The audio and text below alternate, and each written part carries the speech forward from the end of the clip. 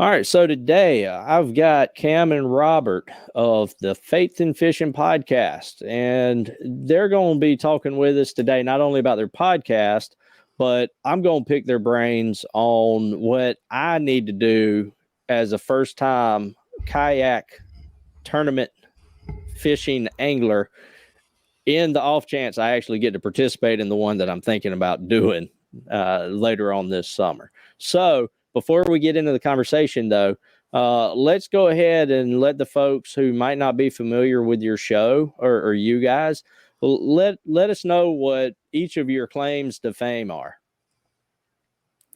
Okay, for sure. So I guess uh, you mean outside of the podcast, or Yeah, just can I just use the just podcast? you can use the podcast, but let's know about who Cam is. Okay, yeah. So I'm uh, I guess you can call me the founder of the Faith and Fishing podcast. And uh, I guess my claim to fame, I volunteer as a chaplain for our local tournament trail, Central Carolina Kayak Fishing, and I am known as the guy in the trail that still swears by a paddle. There you go. So no trolling motors in the future Yeah. for you? Not yet. Oh, No motors for Cam, but I'm Robert, and Cam brought me on probably a year and a half, almost 2 years ago, as a co-host of the Faith and Fishing podcast. So we've recorded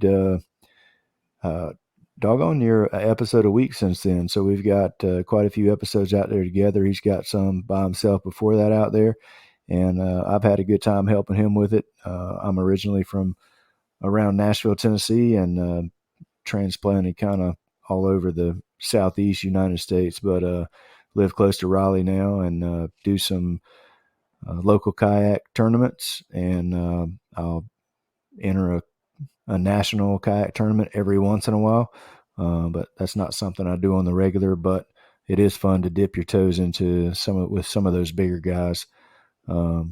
I think you said you just had Drew Gregory on, so that's a guy. He does a lot of national trails, so I hope you guys got into that last week or 2 weeks ago. But yeah, I mean that's pretty much it.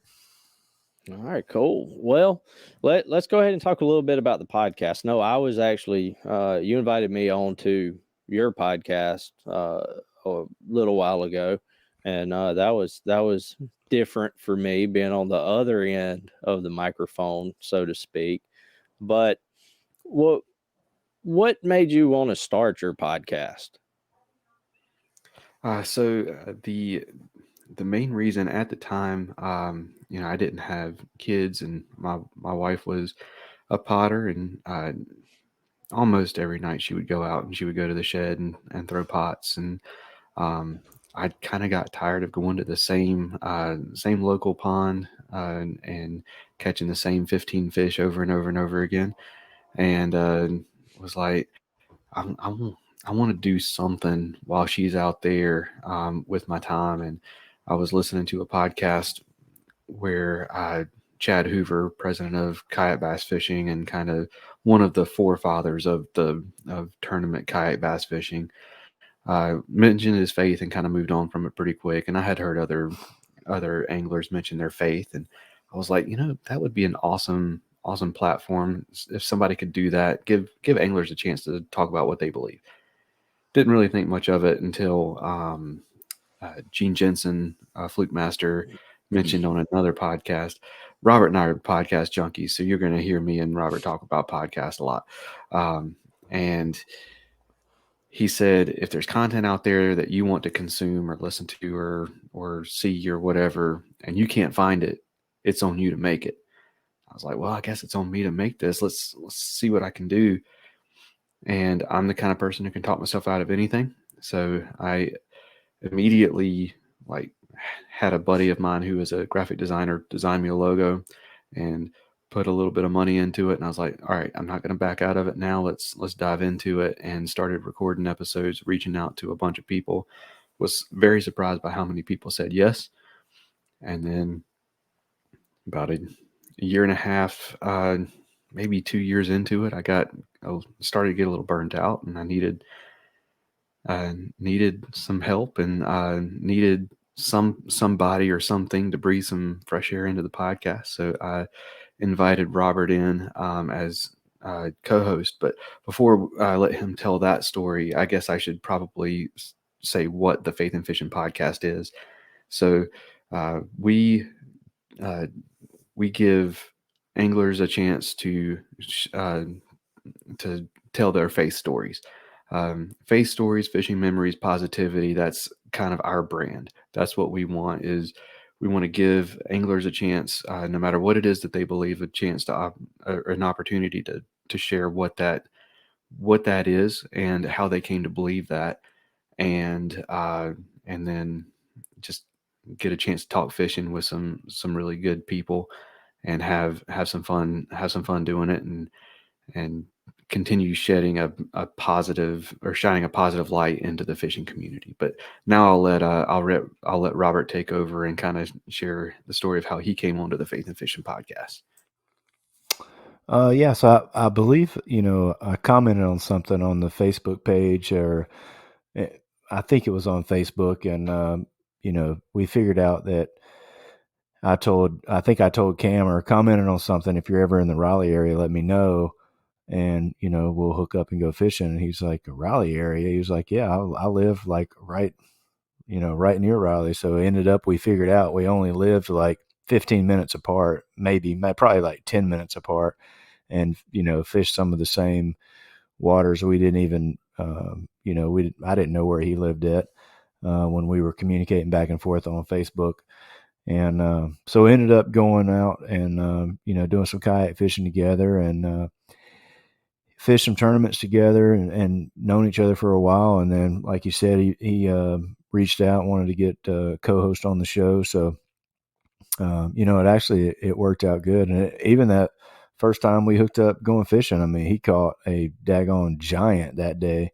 We joke about it. It was the bass with the biggest head and the skinniest body that we've ever still seen to this day. It had like a 10-pound head and a 5-pound body. It was 22 and a half inches long and weighed 3.9 pounds.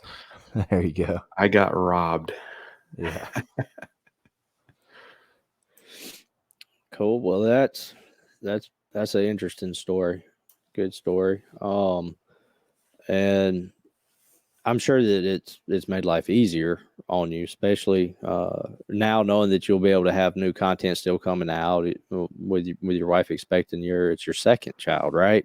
Correct. Yeah. Yeah. So I don't have to worry about that. We're done with ours. We got 5. We're happy. That's actually where the name of my show, business, whatever, came from. Field Quiver Outdoors. My quiver is full. I can't fit anything else in it. I don't want to fit anything else in it. I'm happy. But I mean, if that were to happen, if for some reason God were to see fit to let us have another, then my show would stop for a while. But you've got Robert there that can kind of pick up the reins for you, and I'm sure that's a big relief for you and your listeners. Yeah, absolutely. So whenever my first son was born, I was in the middle of the podcast and just kind of said, "All right, you guys will get a new episode when you get a new episode. Have fun. Go back and listen to the old ones. Listen to reruns." And I was doing every week. Whenever we found out that Caitlin was pregnant, I dropped back to every other week, and then was like, "All right, you'll get an episode whenever you get an episode," when he was born. And I think it was probably 6 weeks or so before the next episode came out, and then it was very sporadic before I finally found some consistency again. So yeah, I'm absolutely thrilled to have Robert on board right now, and to have somebody that I trust and was able to connect with and everything. So yeah, and it'll be good. I've got 3 kids, but they're all older. Mine are 20, 18, and 16, so they can take care of themselves and drive themselves their own places. So it helps with a little bit more free time. and it'll work out well, because I've been in that situation with little ones around the house, and the wife is expecting, and it's a busy time, and just glad that we're kind of in different seasons of our life. So it also gives the podcast, I think, different different viewpoints and different perspectives on different things that come up on the podcast. So it works out well. Okay, Absolutely. cool. Well, for the folks that are listening or watching, I'll figure out how to put a link to your podcast. If not, and for the folks that might be listening, how can they find you on whatever streaming service they utilize? So it's just the Faith in Fishing podcast. So faith, the letter N, fish, the letter N. You can search us on all the major platforms, and on Instagram, Faith and Fishing Pod, on Facebook, Faith and Fishing Podcast, YouTube, Faith and Fishing Podcast. All the episodes go up on YouTube. It'll be our video chat with our guest goes up, and let's see. I guess the best link to give you is our link tree. It's linktr.ee/faith and fishing. And that brings up all the different podcast stuff, all the socials, all the sponsor links, merch store, as long as it is still active, and all that good stuff. Mine and Robert's Omnia fishing accounts, so you can go in and see our fishing reports and all that good stuff. Okay, cool. And so let's go ahead and move to the other thing that I'm really needing some help with. So, as you know from our last conversation when I was on your show, and a lot of my audience, if they've managed to listen to the earlier episodes, they were just horrendous. Then they know that I've never targeted bass, specifically largemouth, growing up, and didn't catch one until I think it was last year, or the year before was the first largemouth I'd ever actually caught. Now, I am considering doing a little small local tournament here in upstate South Carolina this summer, if they have it again. I saw it last year. It's very small. I think they limit it to 20 anglers, and based on the pictures of it from this past year, they only had about a dozen participate. Now, I'm not going to give away which one it is yet, because if they do open it up, I don't want registration to fill up before I can sign up. But once I've signed up, then I'll make an announcement of what it is. But I have no expectations whatsoever of doing well in this thing, but I am competitive. I enjoy challenges, and my personal Instagram handle is a play on that, because I enjoy working out and doing athletic events. But as far as what I have to have for a kayak tournament, obviously I know I have to have a kayak, rod and reel, and some tackle. What are some necessities for me to not necessarily be successful, but have an enjoyable first experience in a tournament? Yeah, for sure. So the first thing I'm going to say is have a life jacket that or PFD that you trust and is comfortable. A good a good paddle, even if you're somebody who relies on a motor or pedal. If that pedal drive goes out, you don't want to be without a paddle. So make sure you got a good paddle, and then whatever measuring board your tournament trail uses, or the tournament that you're participating in uses. So if they only allow catch boards, make sure you've got a catch board. So those are going to be the absolute necessities. I would also say a net is something that makes It's a huge helpful. difference. Yeah. it's not bare minimum, but it's close to it. Yeah. Yeah, I'd say a net. You have some people that prefer not to have a net. I find it very helpful to have a net, and yeah, that can pretty much hit the nail on the head with all of those things. That's really what you need. There are other things that make it, probably more enjoyable. The only other thing maybe that you would need is a 360 light. If the launch time is before, you want to be visible. And if you have a motorized kayak, you have to have the navigation lights on the front, which is the green and red.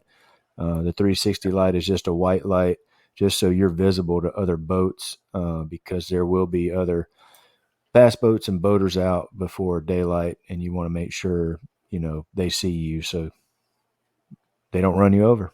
Yeah, for sure. Good call. I got you. And now you mentioned the measuring boards with the catch. That's the particular one I got. I got the smaller of the plastic ones. I really like the aluminum ones. I don't know why. I have no reason to like the aluminum ones over the plastic ones. I guess just my thought process is aluminum would withstand me and my 5 children better than a plastic one, but when it's not being used for fishing. But again, like I said, I've already got one, but for somebody that might be listening that might be thinking about buying one because they're wanting to do tournaments, not just for personal interest, is there really any reason or need that you've seen for folks, we'll just say in our area here in the Southeast, to buy the larger size over the smaller size? I mean, if they're just targeting largemouth and smallmouth. Until recently, I'd have said no.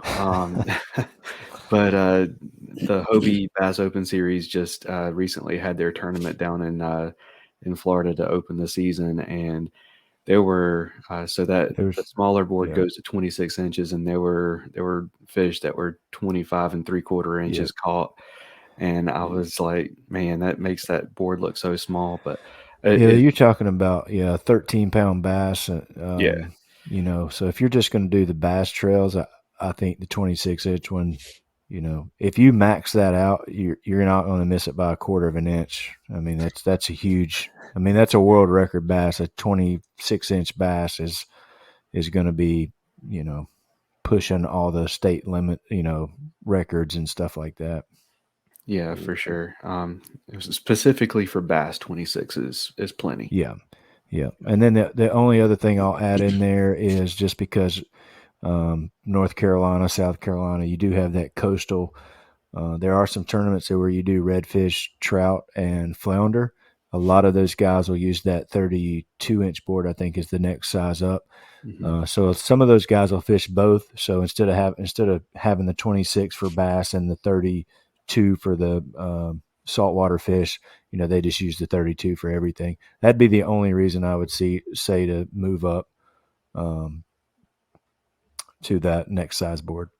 Yeah, I have a 32, and the only reason I have a 32 is because Get Outdoors only had 32s.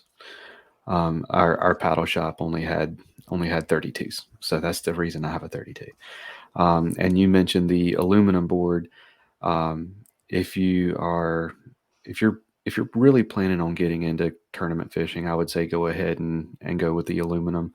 I've got the plastic, but I'm sure we'll talk about it more, but I'm not in it for the competitive scene as much. So I don't really have a desire to participate in the national trails right now. But if you are expecting to move up towards that national trail level, all of them right now are metal catchboard only. So keep that in mind whenever you're getting your measuring board. Okay. Yeah, see, and it sounds like you and I were flip-flopped. I got the 26. I was looking at the 32, and then when I added it to the cart to order it, it was showing out of stock, but they had the other one in stock. And being impatient, I said, well, yeah. And I went back and looked at some results. I was like, I ain't gonna be catching anything over 26 inches. So, not in the waters I'm at anyway. Storage wise too, the 26 is a little bit easy to store because a lot of times you're putting that up under the seat or you're putting it on the side rail of your kayak. So that's another thing to think about. I would not recommend the 32 unless you are going to do some saltwater, because that's just an extra 6 inches length of board that has to go somewhere. And you'll find out the space is a premium on a kayak. I mean, you're looking for every square inch that you can get. Yeah, you wouldn't think 6 inches makes a big difference, but it does. I got you. Yeah, and speaking of that, that's actually was going to be my next follow-up question. As far as storage, how do you guys store your measuring boards? Because I saw the fancy little holsters, if you will. It's not a holster, that's what I call it, but it's made to hold, or it looks like it's made to hold it out of the way. Do you guys use that, or do y'all just throw it under the seat like you mentioned? Go ahead, Cam. So I use it's from Yak Gadget, is the company that makes it, and it's just two plastic brackets that with a bungee over top that it cradles right into it, and I think that's what it's called, is just a catch cradle or measuring or bump board holster or something, but it was fairly inexpensive. I mean, it's just two pieces of plastic that are engineered and cut out that have the gear track. You just screw them onto your kayak, and or not screw them onto your kayak like drilling a hole in it or anything. Just slide it Goes in in the the gear rails. track and tightening it down. So that's how I keep mine. And then forever, I've just slid mine under my seat. The first kayak I had a tray under the seat, and it would just lay right on top of that. It was pretty easy. The kayak I have now, I have storage bins under the seat. It doesn't fit as quite as well, so I also got a a bracket that Catch sells right on their website. It's just a small piece of plastic, not quite as big as what Cam's is, but mine just slides right into it. So that's going to be new for me this year too. I actually just put it on there last week, so it looks like it's going to work well, but you never can tell until you get on the water and start reaching for things. Whether I may get aggravated and I may chunk it. We'll have to see if it works out. I think it's going to work well, but I've thought that with other things and got out on the water and like, oh yeah, this is not going to work like I thought it was. So you got to do some trial and errors, and make sure you're fishing kind of anytime you add stuff on there. Make sure you take a couple of trips out before you go and do a tournament, because it is. I've done that the other way. I've made changes a couple of days before the tournament, gone out the day of the tournament, and then was kicking myself because things were out of place. And I was reaching for stuff, I couldn't pull a rod out because I had moved something. But you kind of get accustomed to where everything is at on there, and when you make changes, it will throw you off and could cause you to drop something in the water, which we've all done. So that'd be another thing to probably add to your list, is some type of tether for your phone, because you're going to be taking pictures of your fish on your board. So you're going to want to have something to attach to your phone so that doesn't go into the water. There's been a lot of phones lost into the lake kayak fishing. Absolutely. Okay. Now, as far as I guess the brand, you mentioned that depending on the series, they have different rules about which boards you can and can't use. Is there any particular board? Not that we're name dropping one, trying to send sales to a particular company or anything, but from what I've seen, Catch, I think it's Catch is the brand name, seems to be I guess, not really the standard, but that's the name I keep seeing popping up. It pretty much a safe bet for somebody just to go ahead and buy a Catch board, and they should be good in any tournaments. Catch is the only brand that is allowed in all three of the national trails. Okay. And I know in our trails, Central Carolina kayak fishing, it's the only one allowed for us as well. Now we do allow the catch carbonate or their plastic one and their metal one, but we only allow catch boards this season. Okay.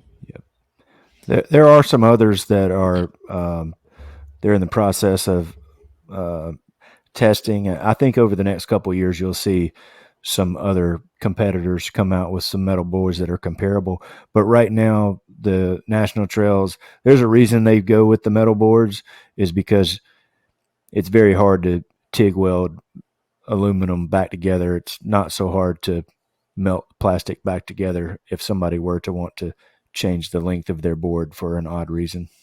And the plastic boards do have just a tiny bit of flex in them, and they did have issues with anglers that would bend the board to try and get that extra quarter inch or whatever. So that's where that's why the metal board is the standard.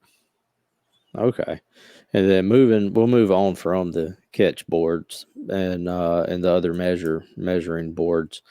As far as tackle goes, like you mentioned just a few minutes ago, real estate is at a premium on a kayak. So how, other than just experience on a particular body of water, uh, you're not like somebody with an actual bass boat where you've got all this storage space. You can have 5 or 6 tackle boxes of 20 different lure types. How do you pick what you have, and is there any particular lure that you always have as a just in case or a backup plan if what you originally wanted to try isn't working? You go first, Robert. Okay, so I probably carry as much on my kayak as I did when I had a bass boat. So I fished out of a boat before I started kayak fishing. I had always probably had a canoe laying around, and but I was fishing out of a boat and I was duck hunting out of kayaks, and I got too lazy to take the boat to the lake one day, and I just threw the kayak in and said I'm going to fish out of the kayak. And I enjoyed the being on the water catching the fish versus standing up on the boat. To me, it was a lot more fun. It was more exhilarating being on the actual water, almost at the same level as the fish. So on behind the seat of most tournament kayak anglers, they'll have a milk crate type box. There's a lot of them that you can buy. You can make your own. I've got actually the one I'm using now. I actually bought from Cam because he upgraded from a different one, and I like the one that he was using. But the two I had before that were milk crates that I put rod holders on the side of. I still have those too. I use those every once in a while too. But the milk crate will hold 5 like Plano flat tackle boxes. So I take as much now as I did in a boat, but there are some things that I always have tied on, and one is a weightless Cinco. That's a pretty much a staple for me. A shaky head. I like fishing a shaky head, which is just a weighted plastic worm. And usually I'll go out. I'll have normally 6 to 7 rods tied up, ready to go. And then usually if they're not biting one of those 6 to 7, I'll change sometimes, but I've found that those are my confidence baits. And if I'm not catching them on those, rarely do I go into my box and pull out this magic bullet of a lure and tie it on and start catching fish. If I'm not catching them on the ones I have tied on, normally I'm not going to catch them that day. But I do carry a lot of stuff that I don't use. So. Yeah, for sure. Robert hit it there at the end. You asked, how do you decide what you're going to throw? It's throw what you have confidence in. I like if you believe in what you're presenting to the fish, you're going to present it the right way, and you're going to leave it just that a few seconds longer. And but in terms of what I carry, I keep trying to like pare it down, and it keeps building back up. On tournament day, I carry 9 rods with me and about 30 pounds of tackle. So, but in terms of baits that I always have tied on, a bladed jig, a shaky head, and a square bill crankbait are the 3 that I always have tied on. Okay. Now, I know this is more personal preference with most folks, but do you guys usually have bait casters spinning or a mixed bag when you're going out on tournament day? If you see me fishing with a spinning rod, I'm having a bad day. If I have to resort to my finesse techniques, I'm grumpy. I want to have that bait caster in my hand, and I want to be power fishing. Yeah. So the bait caster for me is the more fun way to catch fish, but percentage wise, I'm catching more fish with a spinning rod than I am a bait caster. Bait caster's fun, but my mix on mine, I usually have 4 to 5 bait casters, and I carry 2 spinning rods. And those 2 spinning rods have on it what I said earlier is weightless Cinco and a shaky head are going to be on the 2 spinning rods, and then I'll have jigs or I love spinner baits. I like bladed jigs. I'll have those tied on with the mixture of some top water and stuff like that on the bait casters. Okay. My ratio is typically either 7 bait casters and 2 spinning rods, or 6 and 3. Just depending on what time of year it is. If it's wintertime, I'm typically carrying my 3 spinning rods, and all the rest of the time, my Ned rig rod gets left at home. Okay. Well, before we move off of this topic, are there any last thoughts or any last things you want to throw out there about the kayak tournaments for folks that haven't ever done one before that are looking into it? Yeah, I will. If you're doing this to make money, go back home. But if you are doing this because you are enjoy the competition, or you enjoy the camaraderie, it is a phenomenal time. The whole reason I got into it, I told you this whenever you were on our podcast. The whole reason I got into it was because I looked in the mirror one day and I was like, Cam, you need friends and you ain't got none. What are you going to do to get some? And tournament fishing was my way of forcing myself to fish at the same time that other people were fishing and get to know people. And whenever I started volunteering as chaplain, I got to really, uh, uh, you know, force myself to go up and introduce myself and make sure I talked to everybody on the trail and all that good stuff. So, yeah, I would say if you're on the fence about it, find a local trail that's not super expensive, and just go out and have fun, get on the water, and enjoy fishing with other people. The kayak uh, tournament anglers are a completely different breed that are, it's a close knit group, and you know there's not a lot of the cutthroat type competitiveness. It's, you know, hey, how you doing? Well, I'm not catching really good. Oh, well, I caught them on these, and throw them a pack of the bait that you're catching on. Like that's that's happened to me more than once. Like I've had somebody give me a pack of baits that they were catching them on. Now, um, so obviously there's still a lot of competition, and it's solid competition, and there's some really good anglers in every trail. But um, go out and enjoy it, and don't feel intimidated whenever you get there and there's a bunch of people that they have the massive boats with 15 screens on it and 32 rods and a motor and all that stuff. Our angler of the year last year for our trail fished most of the season out of a paddle kayak with no electronics. Um, and so um, if you're good at it, it doesn't have to be something that you're going out and spending a ton of money on, and just go out and enjoy it. Yep. Yeah, and the one thing I'll add to that is the camaraderie is why everybody kayak fishes. Like Cam said, the competition is there. There's some great anglers that fish those trails.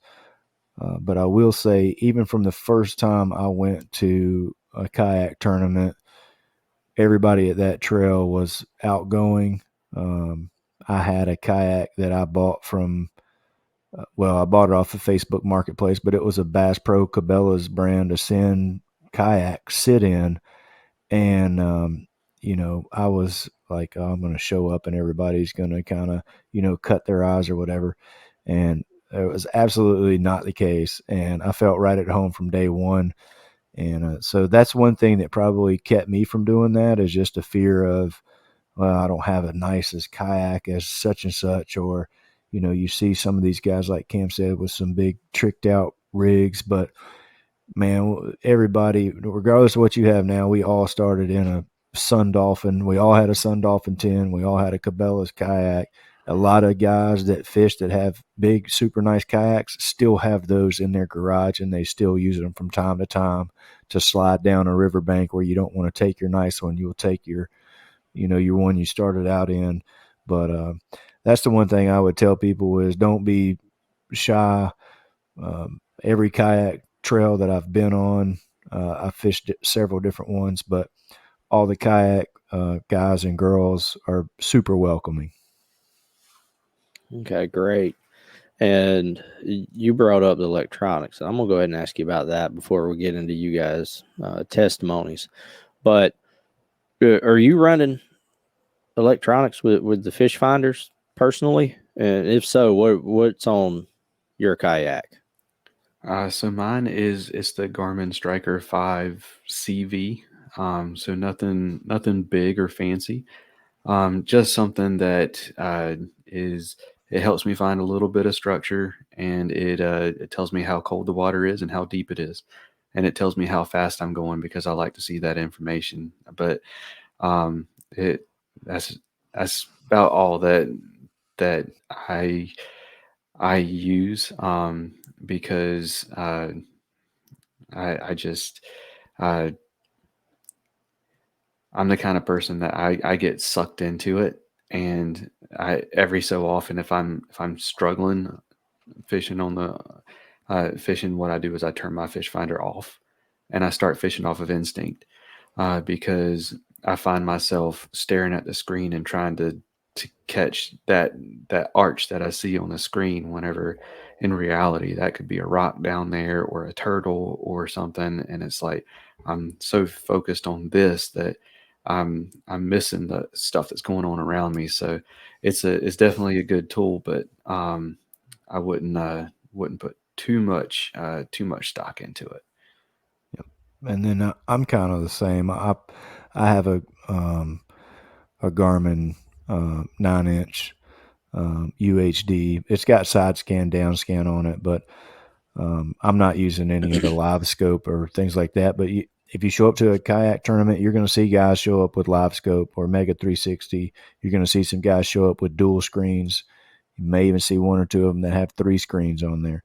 But then you're also going to have people show up with no screens, and they're just as liable to win as somebody that has all the electronics. So you'll see all different variations of that.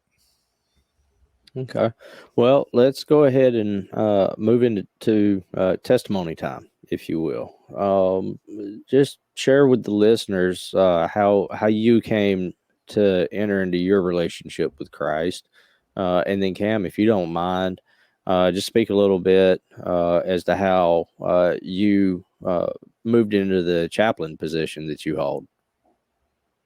Okay. Yeah. Yeah, for sure. So, I guess I'll go first, and I'll say I grew up in the church. My grandpa was a Methodist minister. My dad is a lay speaker in the Methodist church.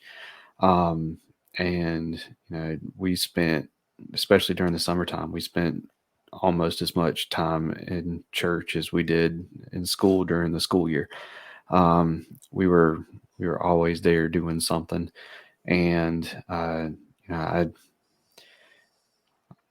I kind of was the kid who I knew all the answers. I knew exactly how to appear, exactly how I was supposed to look for the from the adults. And whenever I left church and people weren't looking that were from church, my parents, then I was a completely different person. And was not was not super fond of myself, and kind of I struggled making friends and all that good stuff.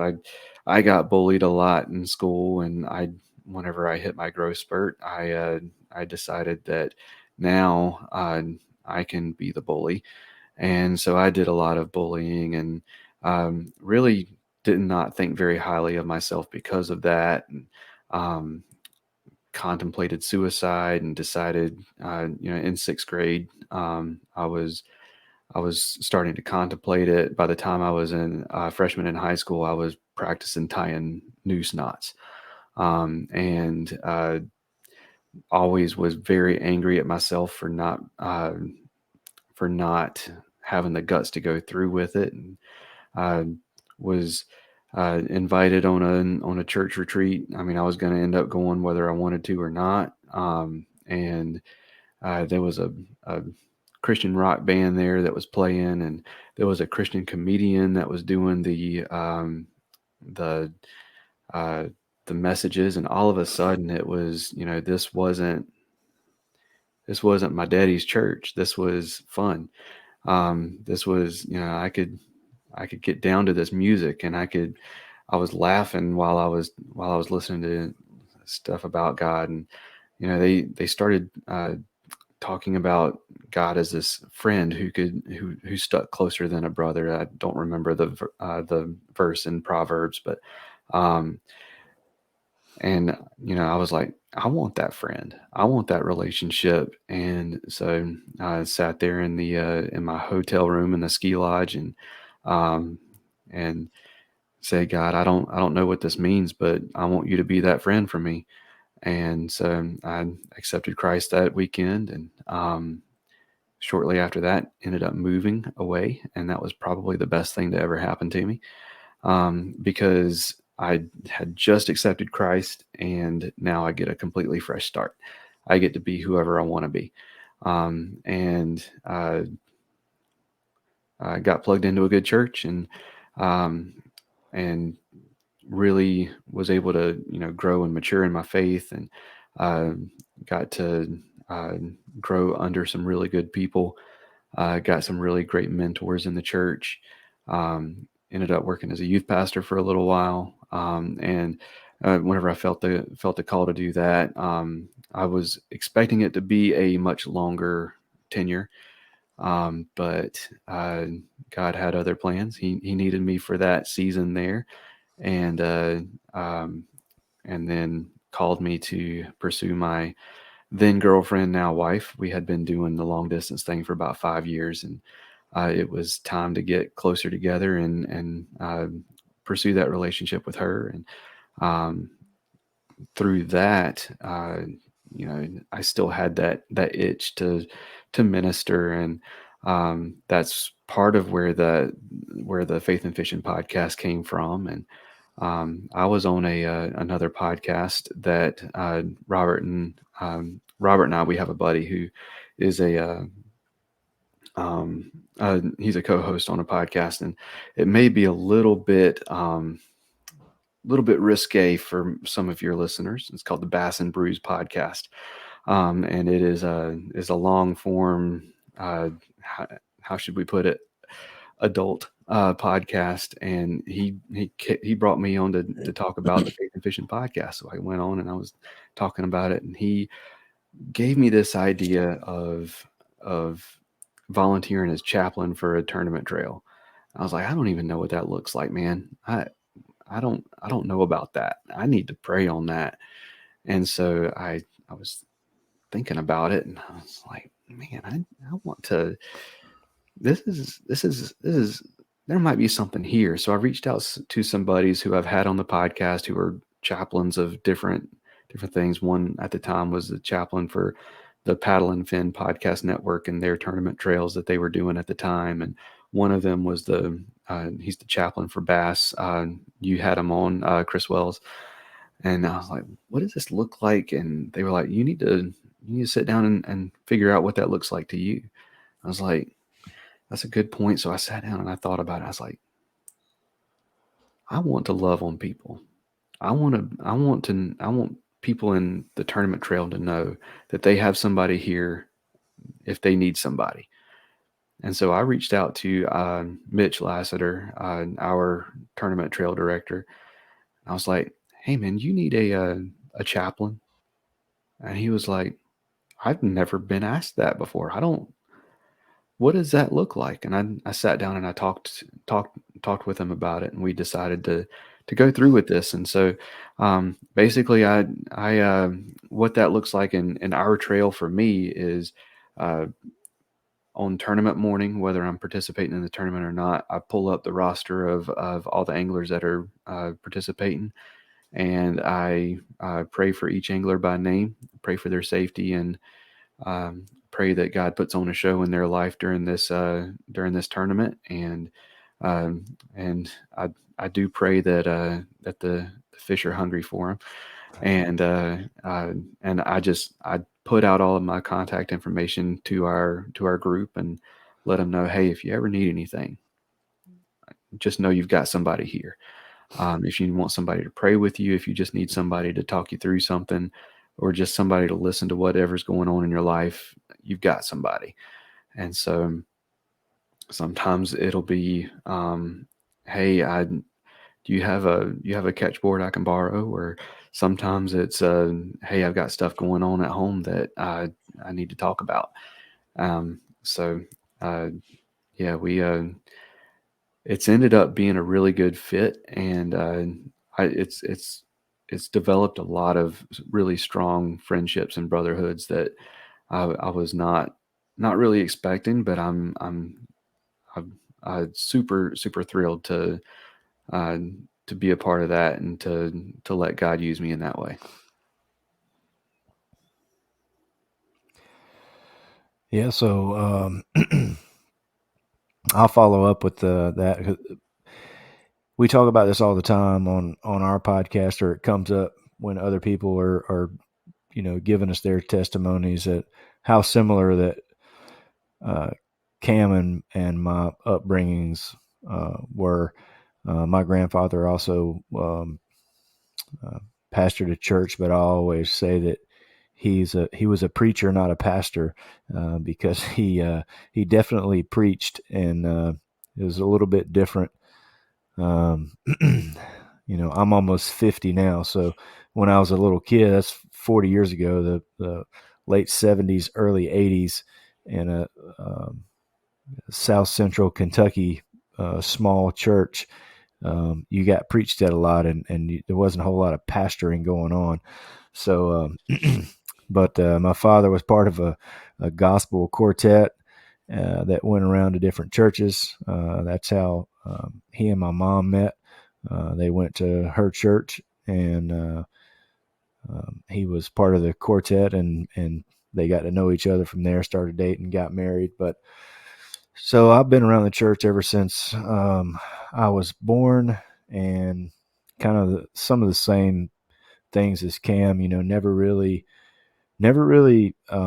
hit me what it was all about, even though I knew the things to do, say, look the part, but never really was my own faith until I got to college.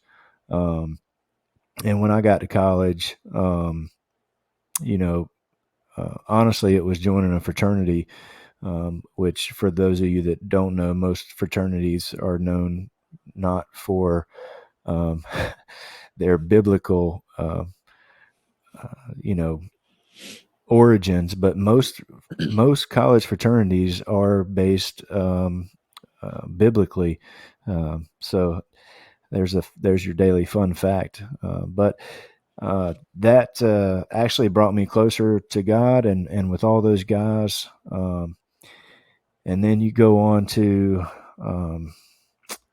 worked in the restaurant business for a long time, worked a whole lot of Sundays, got out of the habit of going to church after I was a young adult, or when I was a young adult, and really got back into it when me and my wife started having kids, and wanted to make sure that we were going to church as much as we could.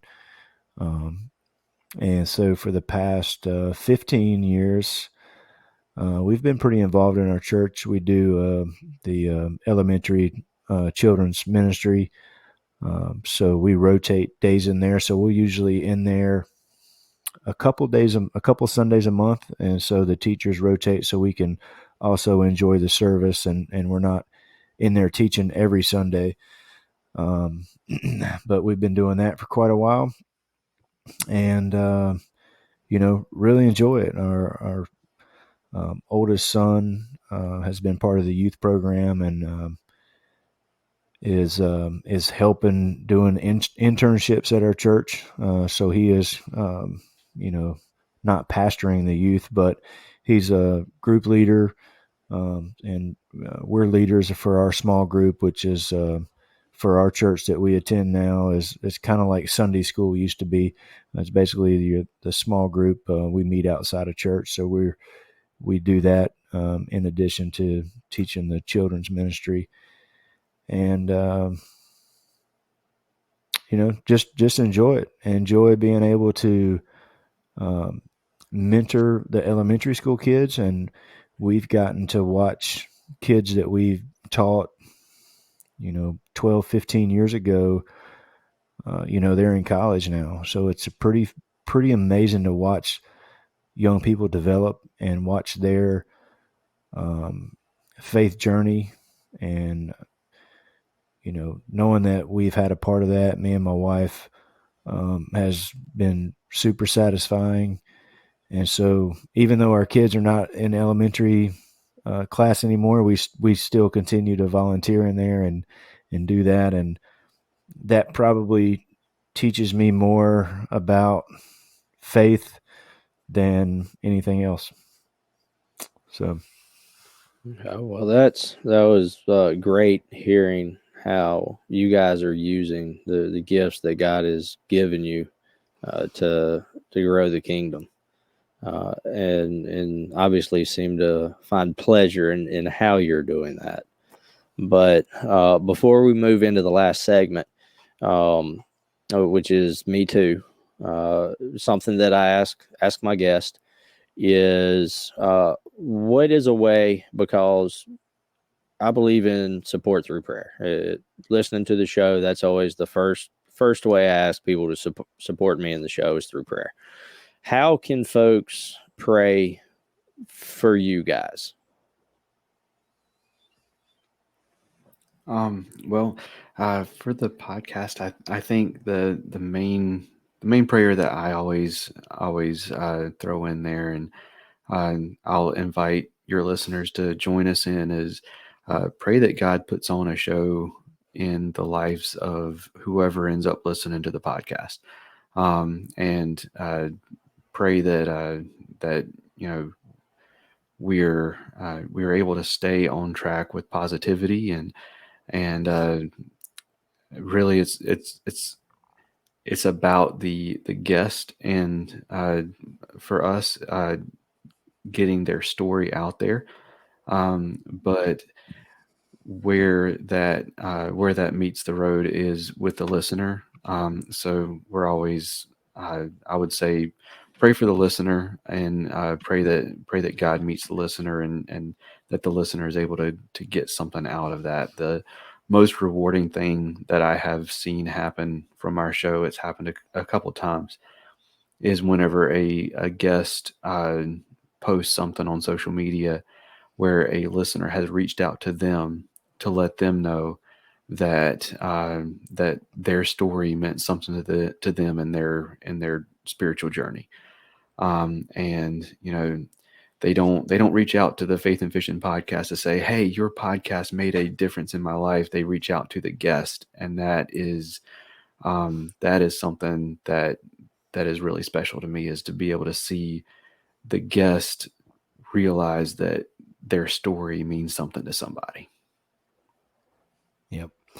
And kind of along the same lines of the way people can pray for me and the podcast, and I pray this at dinner quite a bit with my family, is to let our words through that podcast and our actions each day to pray that those things touch people and those things bring other people closer to God. So that's how people can best pray for me, is to to pray that prayer and pray that my actions and words will help other people, and see and bring them closer to God. Okay, great. Well, I'll get you guys added on my list in those regards. And for folks that might be having trouble finding the time to pray, do it on the way to work. That's what I've started doing. And I've made it a point not just to pray for the day ahead for myself and my family, but that's actually the time that I've decided that it's the most convenient for me anyway, to be focused and pray for each of the guests that I've had on in these ways that y'all are seeking support through prayer. Just But don't bow your head and close your eyes whenever you're yeah, driving. no, none of that. So, but well, if you guys are ready, we'll go ahead and move into the last segment, which is me too. It's very similar to the segment you guys always end your shows with, just with a little bit of a tweak. And folks that have been listening to the show know by now that I've got a set of 7 questions that I ask everybody. A couple of them change based on what the area of expertise is, which up to this point, everybody except for one has been fishing related. And then I let you pick some numbers between 1 and 15 to round out the 10. You guys have already given me the numbers. So what we'll do is I'll just go through the first 7 and let you guys answer. Whoever wants to go first can. And then those last 3, I'll just leapfrog with that also. But question number 1, what is your favorite Bible story? So for me, it's the story of Nehemiah, who was the king's the cupbearer. He tasted the whatever the king drank to make sure it wasn't poisoned, and then he heard that uh, that Jerusalem that the wall had fallen, and he was so distraught, and he had such a relationship with the king that the king was like, go. And just that story of Nehemiah, like turning average Joes into construction workers and soldiers, and then the frustrations that he had to deal with, and that story, that one is my normal go-to. It's one that, like, that that question can have a moving target, but that's my go-to. Okay. Oh yeah, I'll go to an easy one. I always like David in the Lion's Den. It's one that always sticks out. It's one that our kids in Sunday school always get a kick out of, and I've liked that since I was a kid, and I'll just stick with that. That's got so much, you know. It really lets people know that no matter what you're up against, um, you know, God's going to provide a way, and if you follow Him, you're going to be okay. Okay.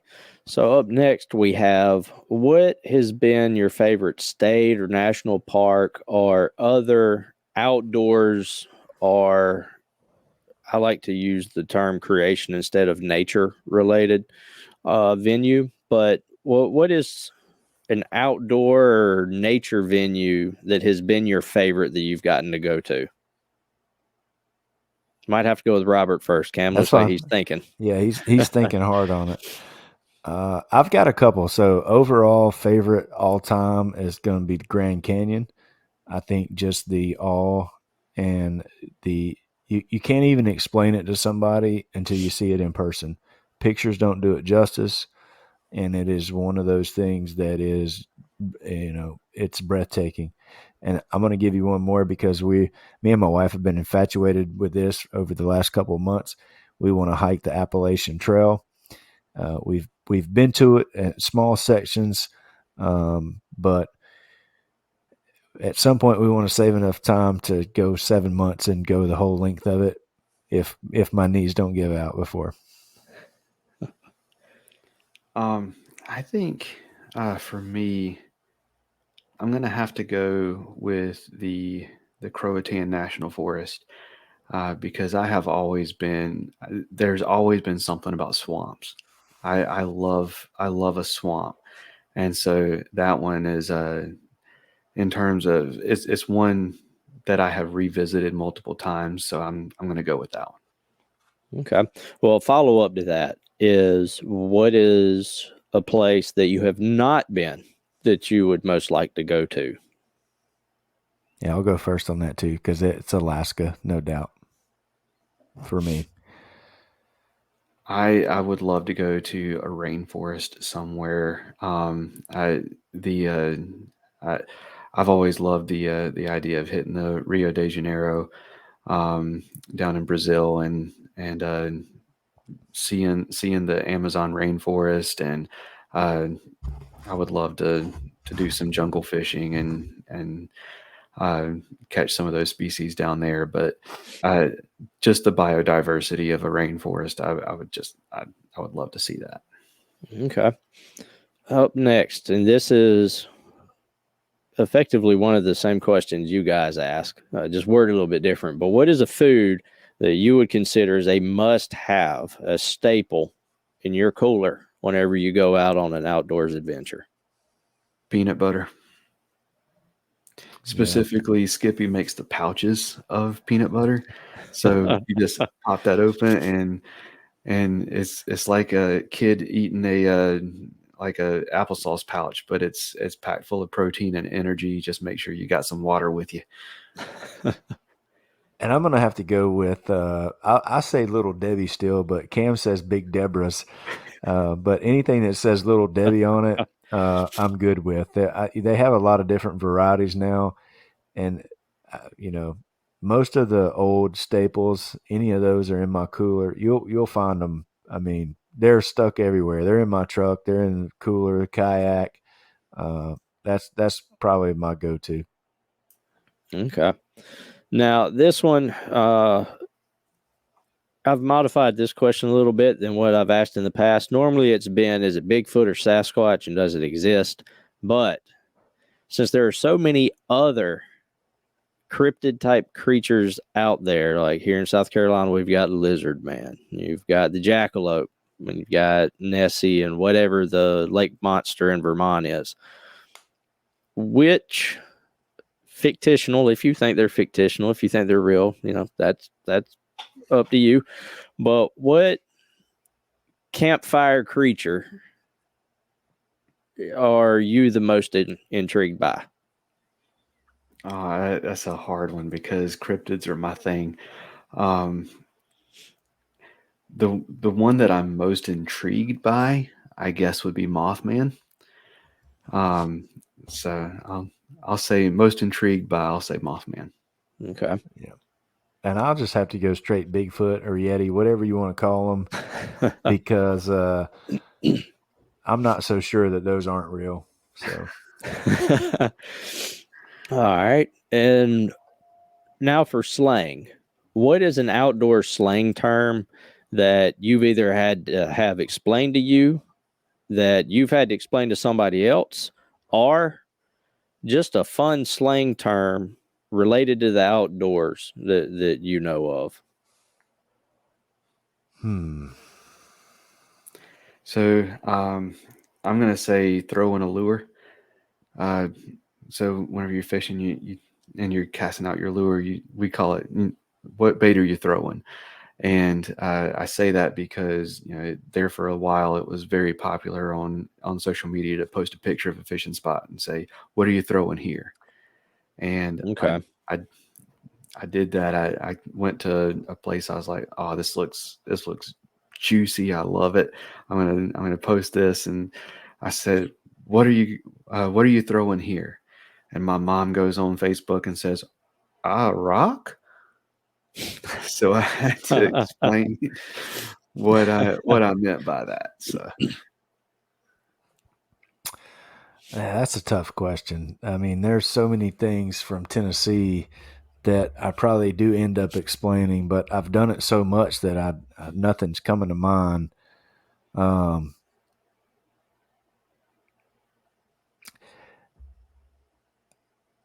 guess the neighborhood that I live in, I'm right south of Raleigh, so we have about 400 homes in this neighborhood, and I don't know if it's so much a saying as just explaining the act that we go and we hunt, because a lot of people moved from the north or bigger cities where they haven't been around hunting that much.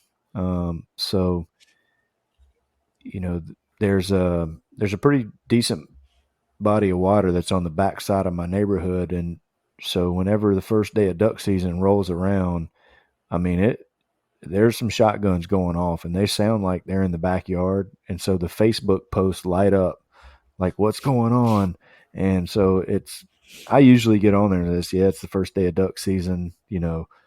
Actually, we're in the city limits, but the property that's next to our neighborhood is still the county, so they can hunt over there all they want to. I guess maybe just the act of explaining that we hunt in the South, and because a lot of people that live in our neighborhood don't understand it. So I know that's really kind of not really answering your question, but that's the only thing that comes to mind.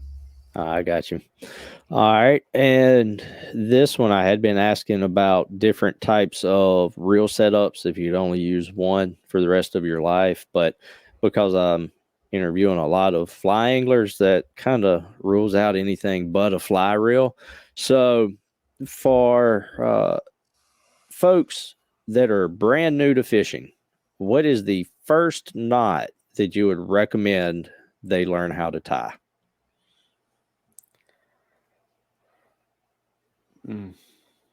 Oh, I'll go with that one, because that one to me is easy. It's a clinch knot. You go through the loop and you go around the line 5 times, and then you go back through the hole that you made at the bottom of it and you cinch it tight. So I tied that ever since that was the first knot I learned to tie. I used that same knot up until about, I'd say, 3 years ago. And now I tie what's called an improved clinch knot, which is just one more step in that. You go through another hole on the side of that knot, and that knot is rock solid for me anyway. I know there's a lot of other people that like other knots, but that knot is pretty simple, and now there's all kinds of videos, and you can pull up an image on your phone of how to tie it. But clinch knot.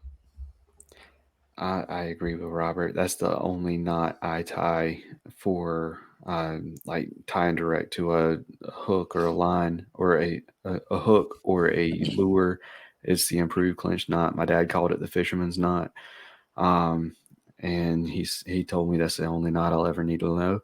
And I mean, unless you're doing a drop shot, he's pretty much right. I know a lot of people that swear by the Palomar knot, but I've also seen a lot of that Palomar knot is one of those that it's like, if you get it right, it's great, but if you don't get it right, then it's not great. It's very weak. And like, to me, the improved clinch knot is like, that's the pinnacle of and it takes a little bit of practice, but once you do it 4 times, like, you can do it with your eyes closed. Okay.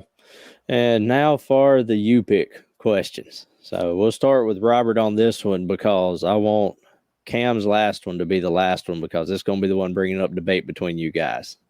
And the reason I know that is from listening to several of y'all's episodes of y'all's podcast. But first off, Robert, what is your ideal camping setup? A camper, tent, or an open sky, like a hammock, or just around a fire? So I've done all 3 of those quite a bit. So I'll go with the tent, because even when I'm camping with my tent, I usually carry my hammock, so you can kind of get that by the fire out in the hammock. But then I do like to be covered up out of the bugs. Um, the comfort of a camper is nice, though. I will have to say, the older I get, probably the more I lean that way. And if you have kids and family with you, you're probably going to get more mileage out of that camper and get to go more often if you go in the camper. You start putting the wives and the kids in the tents or by the campfires, and then that doesn't seem as appealing to them. But I'll go tent. All right. Cam, what outdoor related career would be your dream job other than pro fishing? We're going to take fishing out of the equation. So. Well, it wasn't going to be fishing because a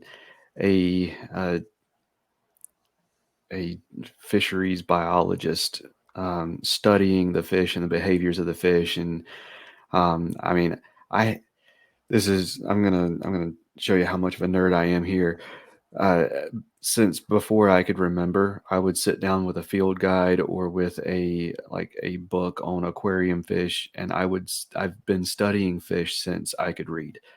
So to get paid to do that, and to actually get in the environment and study it, and because I mean I do a little bit now, but like to get paid for it, heck yeah. Okay. All right, Robert, what is an outdoor related skill or knowledge that you think everybody should have? I'm going to say how to build a fire. And I'm not even going to go as far as how to start a fire with like flint or whatever. But even if you have a lighter, there's a lot of people that don't know how to build a fire where it will burn, and you can start it. Most of the time now, if you're going camping or whatever, you're going to have some type of ignition source. But yeah, start a fire. I think everybody needs to know that. Okay. Now, Cam, what is a rule that you would include or take out of a bass tournament? A rule that I would include or take out of a bass tournament. Right now, forward-facing sonar is the hot topic in bass fishing. The rule that I would add would be a limit to the number of forward-facing sonar transducers. Right now, people are really taking advantage of it, doing upwards of 5 or 6 transducers and getting like a 180-degree live view of what's going on under the water. And I would add a limit to the number of transducers. Okay. All right. And then, Robert, your last question is, if you had to pick between a canoe or a kayak, which one are you going with? So if I'm just fishing by myself, it's a kayak all day long. If you have to take more than one person, it's a canoe. And so we had a canoe for the longest time when my kids were small, and we can fish 3. Me, I'm a pretty big guy, and my kids. I even ran across some pictures not long ago. It was me and my mom and 2 of the kids in the canoe. But yeah, so if it's solo, it's a kayak all day long, much more comfortable to fish out of, because the sit on type kayaks, you're kind of setting up a little bit. But if it's more than one person, canoe. Okay. All right. Controversy time. What is the correct way of saying it? And you already know where I'm going. I can guarantee it. Crappie or crappie? Crappie spells crappy. Yeah. I'm gonna go with. I'm still sticking with crappie. So it's a regional thing, though. I mean, you go It is Middle a regional Tennessee. thing. Yeah, it One is. region is correct. All right, Cam, you're going to have to pray over Robert some more and get him sorted out. It's crappy, man. He said something earlier too that I held back. I was like, that's not how you say it, but it was Appalachian. That's what he said. He said the Appalachian Trail, and I had to bite my tongue. It's the Appalachian Trail, buddy. Yeah, well, either way, you knew what I was talking about, though, right? All right, guys. Well, I appreciate y'all being on. And if folks have enjoyed this, then they're definitely going to enjoy listening to y'all's show. I know I enjoy listening to it. I'm not as much of a podcast junkie as you guys are, but there's only a handful that I listen to, and I'm usually bad about getting about 4 or 5 episodes behind and then just binge listening. But yeah, you guys have a good show. For anybody that's looking for something comparable to ours, I know mine so far has been almost entirely fishing related, but I am working on slowly transitioning out of that just as I get more interviews lined up. But folks that are focused on fishing, then you guys are the way to go. But you guys, before we go ahead and wrap it up, is there anybody that you want to call out as far as sponsors or anywhere folks can go to check you out? I know we already mentioned that, and I'll have links in the show notes. But the stage is yours now. Yeah, I'll go first because Cam, you can hit all the podcast ones. I'll just do my Instagram. For me is Outdoors to Go. And, I would just say, thank you to all the local tournament trails that we fish. You have CCKF, Central Carolina Kayak Fishing. You've got Carolina Kayak Anglers, CKA, Queen City out of Charlotte. You got Foothills, and then now you got Port City. So that covers all the North Carolina kayak angling trails. Thank you to those guys, those tournament directors that put in hard work for that. And then I'll let Cam hit all the rest of the podcast stuff. Okay. Yeah, so we've already mentioned socials. For me personally, my kayaking adventures and my fishing adventures are the Clumsy Kayak Angler on Instagram. And so for me personally, one brand that I work with is Carolina Waters, a lifestyle apparel brand, does like the UPF performance shirts and hoodies and hats and all that good stuff. This is one of them here, the leather patch hat that they've got. But so for the podcast, Jade's Jigs, they do lead-free finesse tackle, which is eco-friendly and safer for the user. Mr. B Lure Company is a jig company that does jig, spinner baits, buzz baits, and has, in my opinion, the best bladed jig on the market. Save Your Outdoors is the first company that I ever started working with. They make a retrieval devices that goes on your fishing rod, on your action cam, like your GoPro or whatever, bow fishing bows. And then they have one that just kind of clips onto whatever with a key ring. Releases, it's a pressure sensitive float. So whenever it goes under the water, gets enough pressure, it dissolves the salt tablet, which shoots a float out so you can get it back. So if you drop your rod and reel in the water, you can get it back. Let's see. Get Outdoors Pedal and Paddle in Greensboro, North Carolina is a big supporter of ours.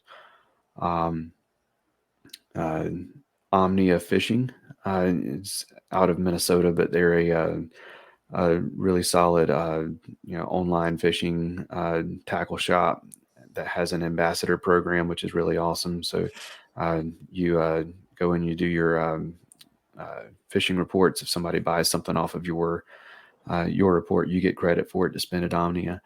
And then Naqua Fishing Adventures is a battery and lighting company out of North Carolina that is a really great power